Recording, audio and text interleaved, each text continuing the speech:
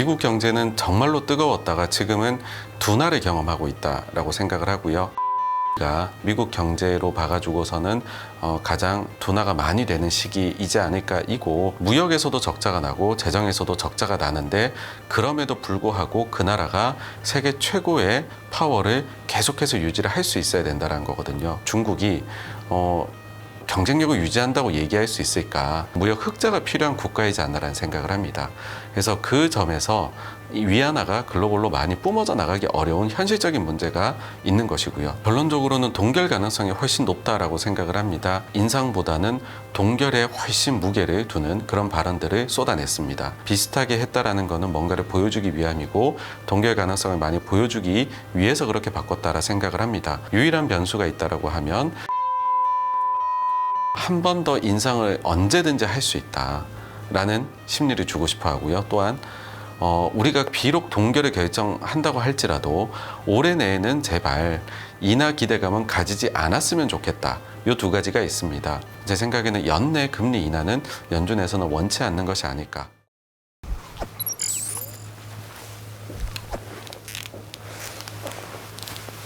네, 안녕하십니까.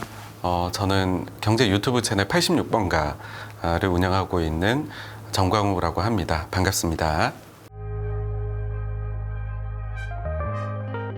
네, 아무래도 파월 의장의 발언이 시장에 미치는 영향이 좀 줄어드는 이유는 시장에서 그만큼 향후 정책금리의 그런 변화라고 해야 될까요? 정책금리가 얼마 될지에 대해 가지고서 어느 정도 컨센서스가 형성이 되었기 때문이다라고 생각을 합니다. 왜냐하면 맨 처음에 긴축을 시작을 할 때에는 그 긴축의 강도가, 즉 최종금리가 3%가 돼야 될지 5%가 돼야 될지 7%가 돼야 될지에 대해서 정말로 갑론을박이 있었거든요. 근데 지금은 시장에서의 예상 자체가, 물론 지금도 아주 갑론을박이 있긴 하지만 그 정도가 한 번 더 올려야 되느냐 동결해야 되느냐 이 정도로 상당히 좁아졌다라는 거죠.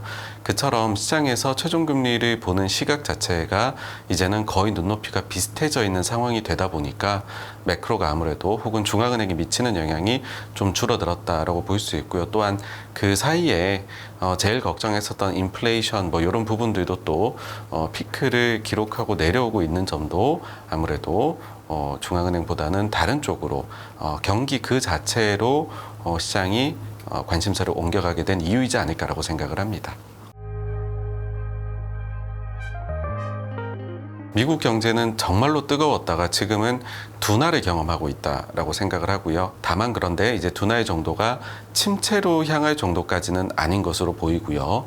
그러면은 이 흐름이 어떻게 될 것이냐라고 봤었을 때는 아무래도 그 실리콘밸리 은행 사태가 완전하게 다 통으로 영향을 미치는 2분기가 미국 경제로 봐가지고서는 가장 둔화가 많이 되는 시기이지 않을까 이고, 오히려 하반기로 갈수록은 다른 이제 해외에서의 회복이 좀 메아리로 미국에게 다가와서 미국 경제도 하반기부터는 이제 둔화에서 회복으로 가지 않을까 그렇게 생각을 합니다.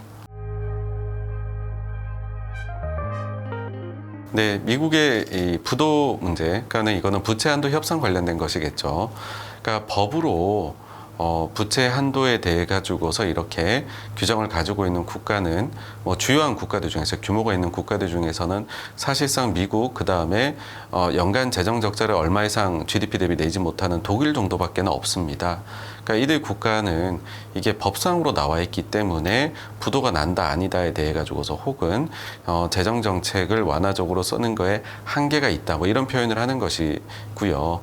사실 엄밀히 이야기를 하게 되면은 다른 나라들도 적자 재정을 많이 펴고 있고, 그리고 그 폭 자체는 의회 논의를 거치기는 하지만은 사실은 고무줄이고 계속해가지고서 정부 부채가 늘어나는 국가들이 대부분이라고 할 수 있거든요. 그래서 지금 말씀해 주신 것처럼 일종의 엄살이다, 아니면은 미국에서 보여주는 일종의 쇼다라고도 보일 수는 있는데, 그렇지만은 그 쇼 자체가 중요한 이유는 뭐냐 하면, 비록 부채가 계속 증가를 하고 있고 재정을 많이 펴는 것은 사실이지만은 겉으로 보여주기 시기라고 할지라도 부채가 너무 늘어나는 것들을 막기 위해서 양쪽에서 최선의 노력을 하고 있다.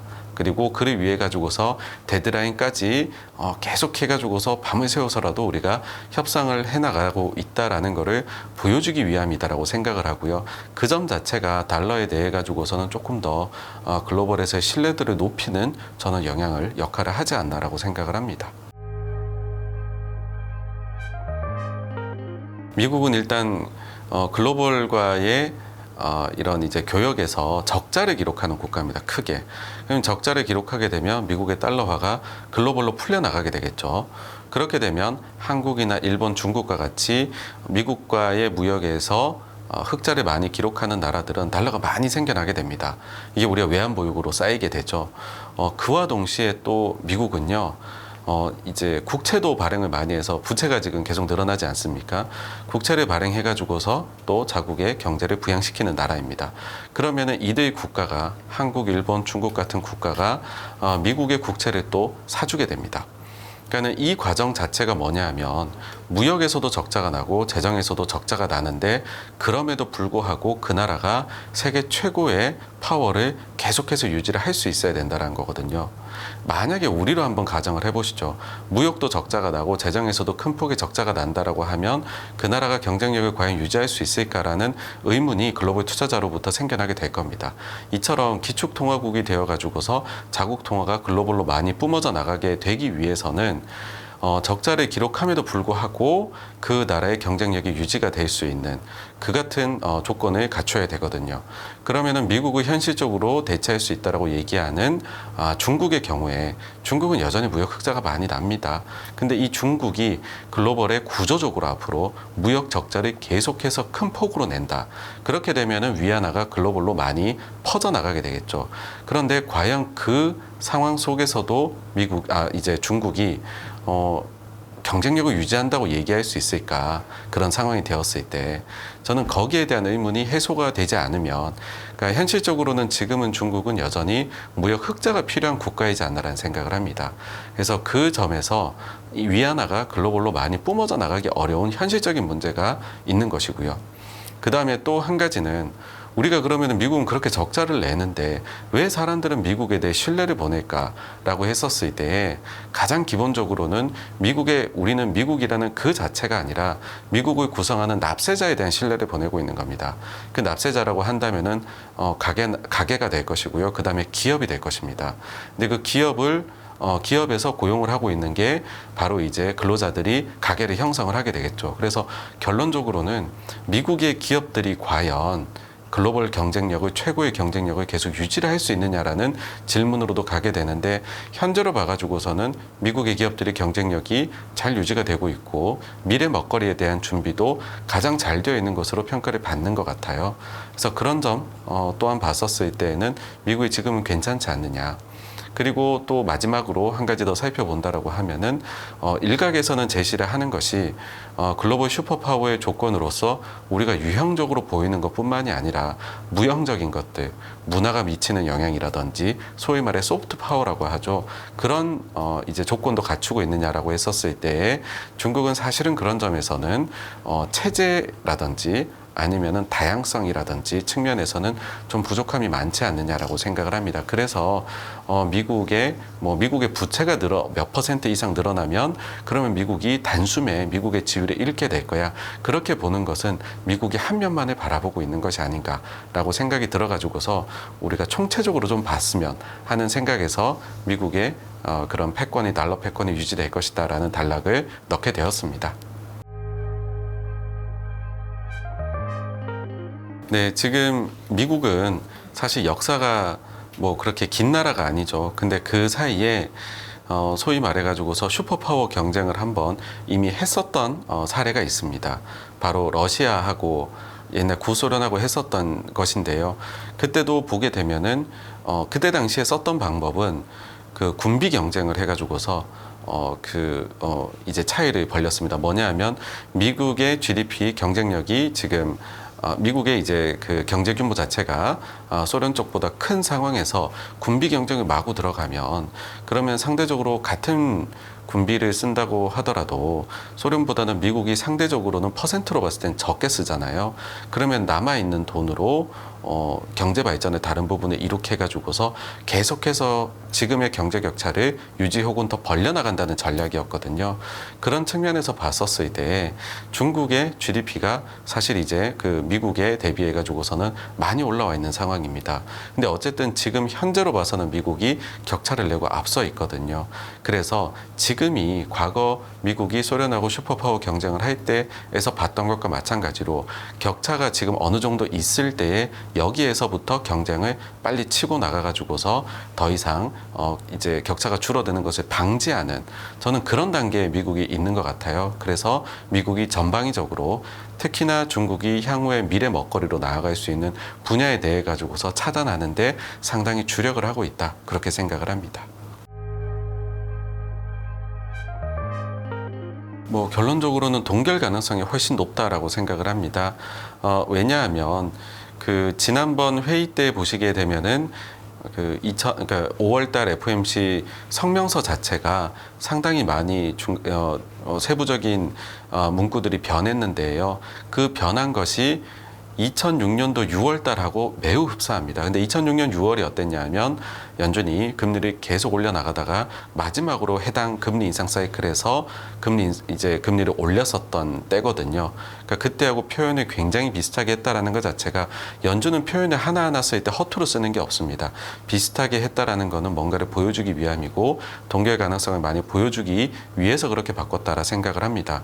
그리고 나아가서는 그와 관련해 가지고서 의사록이 공개됐을 때 연준 위원들이 거의 절반 나뉘어져 가지고서 향후에 추가 인상해야 된다, 아니다 동결해야 된다, 팽팽했던 걸로 나왔거든요. 근데 이후에 파월 연준 의장, 그 다음에 이번에 부의장으로 지명받은 제펄슨 부의장의 경우 둘 모두가 인상보다는 동결에 훨씬 무게를 두는 그런 발언들을 쏟아냈습니다. 그러니까는 5대5 정도로 대단히 연준 위원들끼리 의견이 나뉘어져 있을 때에는 결국에는 훨씬 더 결정권이 있는 그런 리더들, 의장, 부의장의 의견을 따라갈 수밖에 없거든요. 근데 의장, 부의장이 지금은 명확하게 그 동결에 대한 사인을 보냈다라는 거고요. 사실 지금부터는 연준 위원들이 나와서 이야기하는 게 없습니다. 왜냐하면 FOMC 약 한 2주 전부터는 통화 정책에 대해 얘기를 하지 못하는 침묵 기간에 들어갔는데 이미 그 침묵 기간에 돌입을 했거든요. 그래서 만약 연준에서 시장의 기대치를 바꾸고 싶었다면 그렇다라고 하면 그 전에 이미 지난주에 시장의 기대를 바꾸기 위한 강한 멘트들을 했을 겁니다. 근데 하지 않고 지금 침묵 기간에 들어왔거든요. 그렇다라는 거는 일단 동결 쪽에 상당히 무게를 둔다는 거고요. 유일한 변수가 있다라고 하면 FOMC 회의 전날에 미국의 소비자 물가 지수가 발표가 됩니다. 그게 예상을 만약에 크게 뛰어넘는 수준으로 높게 나온다라고 하면 동결이 인상으로 바뀔 수도 있지만 예상한 범위 수준에서 조금 높거나 뭐 그런 수준 정도다라고 하면 그러면은 동결로 지금 보고 있는 시장의 상황의 결정 그대로 저는 나올 거다라고 생각을 합니다. 지금 현재 연준에서 제일 바라고 있는 경로는 뭐냐 하면은요, 한 번 더 인상을 언제든지 할 수 있다라는 심리를 주고 싶어 하고요. 또한 우리가 비록 동결을 결정한다고 할지라도 올해 내에는 제발 인하 기대감은 가지지 않았으면 좋겠다. 이 두 가지가 있습니다. 그런 측면에서 봤었을 때에는 가급적이면, 그러니까는 정말로 뭐 가령 예를 들어 가지고서 인플레이션이 빠른 속도로 떨어지지 않는다라든지요, 아니면은 경기가 말도 못할 정도로 침체로 빠지지 않는다라고 하면은 제 생각에는 연내 금리 인하는 연준에서는 원치 않는 것이 아닐까, 그렇게 생각을 합니다. 저는 현재까지 한국은행의 선택은 매우 훌륭했다라고 생각을 합니다. 왜 그러냐 하면은 금리를 인상해 나가는 거에도 긴축을 해 나가는데도 3단계가 있습니다.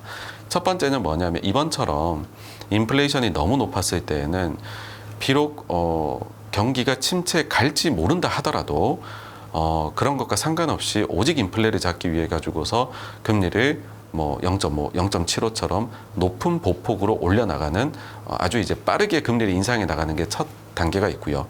그 다음에는 어느 정도 그렇게 빠르게 인상을 해놓고 나면 최종 금리가 어디인지를 찾아 나가면서 소폭으로 금리를 인상해 나가는 단계가 있습니다. 그게 두 번째이고요. 연준이 이제 두 번째 단계의 돌입을 작년 연말부터는 하게 된 것이죠. 그러고 나면 세 번째 단계로는 최종 금리를 얼마나 오랫동안 길게 동결해서 끌고 갈 것인가 이렇게도 나뉘거든요. 근데 첫 번째로 연준이 빠르게 인상해 나갈 때에는 다른 나라들도 특별한 수가 없습니다. 연준을 방향은 따라가야 됩니다. 같이 인상해 나가는 방향은 따라가야 되고요. 두 번째, 세 번째 단계에 들어왔었을 때에는 각국의 사정에 맞게 금리 정책을 펴나가면 됩니다. 그래서 연준이 보시게 되면은 빠르게 인상해 나가다가 단계를 낮추게 됐죠. 2단계 접어든 겁니다. 그러면은 그때부터 우리나라는 우리 사정에 맞게 금리 정책을 굳이 인상을 안 따라가도 되는, 근데 이런 식으로 정책을 변환한 시킨 곳이 우리만 있는 것이 아닙니다. 캐나다도 그렇게 했고요. 최근 보게 되면은 인도도 동결을 한 사례가 있습니다. 그래서 우리가 동결을 한 것은 뭐 글로벌에서 아주 우리만 눈치 없이 행동을 한 것, 그런 게 아니고 상당히 거기에 오히려 기민하게 반응을 한 것이다 이고, 그러면 우리는 이 정도로 미국보다 금리를 적게 올려도 괜찮으냐라고 했었을 때 실질적으로 금리를 인상한 것에 따른 그 효과로 봤었을 때는 우리가 오히려 미국보다 더 영향이 큽니다. 지금까지로. 왜냐하면 미국은 단순히 기준금리에 연동해가지고서 변동금리로 시장이 구성돼 있지 않고 고정금리, 장기 이런 식으로 대단히 다양한 구조로 조달 시장이 구성이 되어 있습니다. 그에 반해서 우리나라는 대부분의 경우에 변동금리로 해가지고서 만기도 짧게 구성이 되어 있습니다. 그래서 기준금리 인상에 따른 실질 이자 부담의 증가가 우리가 미국보다 빨랐다라고 볼 수가 있고요.